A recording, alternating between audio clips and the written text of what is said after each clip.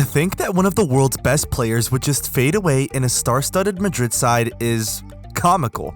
As Mbappe had a shaky start to the season for his standards, many people were ready to write him off, calling him a pace merchant, saying Ligue 1 hindered his development.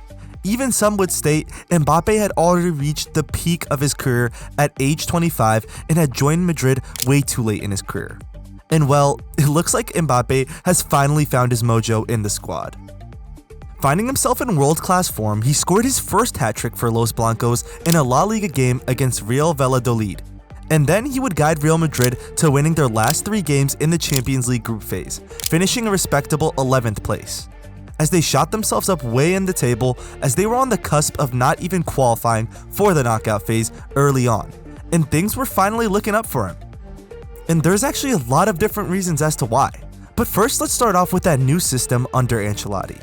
As we all know, the manager loves running a 4-3-3 setup.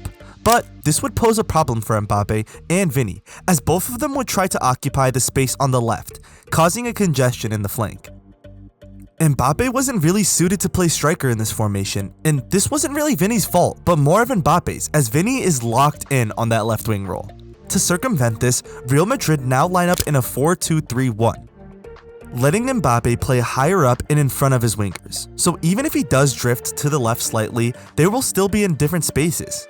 And now, it seems as though he has finally gotten his positional awareness back, as we all remember he was having tons of problems with the offside line, and having countless goals disallowed, even dropping a record 8 offsides in one match against Barcelona.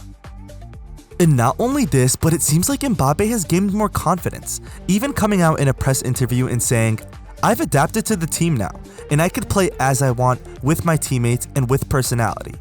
Him saying this shows the self-belief, but he isn't the only one seeing it, as Ancelotti has also been heard saying his adaptation period is over, and today he has shown that, after they won 4-2 against Sevilla.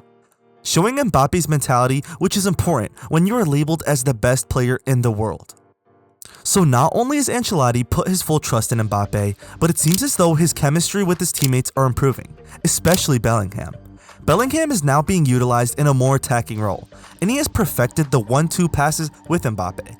Their bond is working out really well. But of course it just isn't him, as Vinny Jr. shows his respect to Mbappe as they even share the penalty taking, and are looking like a well-oiled machine up top, with Rodrigo on the right flank able to put in dangerous balls. And Mbappe has started making more attacking runs, and finally his finishing seems much better. I mean, let's be honest, during the Euros and the start of the season, although Kylian was putting up decent numbers, his finishing just seemed off, as most of his goals were coming from penalties and tap-ins from Vinny putting easy chances for him. Which I won't fault him for scoring. If you're given a pen, you should be scoring it. But the Mbappe we all know and love can score from anywhere and has an amazing finesse shot. Now they have gotten into the groove of things, and Madrid are back to stacking win after win, finding themselves first place in the La Liga table and are peaking at the right time, unlike Barcelona, who find themselves third and 7 points away from Madrid. At the start of the season, it really looked like Madrid was going to have a rough season in the league, and Barcelona were going to breeze to the La Liga trophy. But things have definitely changed, and it's Real Madrid's trophy to lose now. I'm certainly looking forward to that Madrid versus Atletico match, and I think it will be La Liga's game of the season. And while we're on the topic of La Liga, Mbappe finds himself second in the top scorers chart, scoring 15 goals, right behind Robert Lewandowski, who has 17. And I found that this chart that shows the most goals scored in a debut season by a Madrid player in the 21st century. And Mbappe is currently ranked 6th, and only a couple goals away from 4th. So I think overall, people were just being way too harsh on Kylian, as even Ronaldo scored 33 goals in his debut season. And with the relatively light fixtures ahead of them, like Espanyol, Girona, Real Betis, and Rayo Vallecano, he will certainly be higher on this list. And I want to point out just how fast things change in football. As 2 months ago, Mbappe would be disastrous against Liverpool, missing a penalty and getting memed on for having this photo taken of him getting tackled. And then a few matches later, he would miss yet another penalty against Athletic Bilbao, and the hate would be at its peak due to them losing both of those matches. Things were genuinely looking very downhill for Mbappe, and many supporters had already been labeling him as a flop. But now that we're in 2025 and he has scored 8 goals in his last 6 games, all of a sudden everyone is calling him the best player in the world yet again. This is the problem with hating on a player like Kylian Mbappé. They might have their bad stretches, but they just don't forget how to kick a ball one night. And it's not just his Madrid career which is revitalized, but it seems as though things were all a lie when it comes to the national team, as Mbappé would be left out of the last 2 Nation League games for France.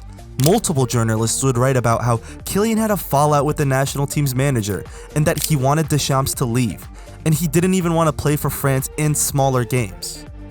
Well, all of that was false, as it seems as though the reason he didn't play was because the France management team were rotating the squad and assessing players. As Kylian is already a lock for any major tournament, they wanted to give the other players a shot.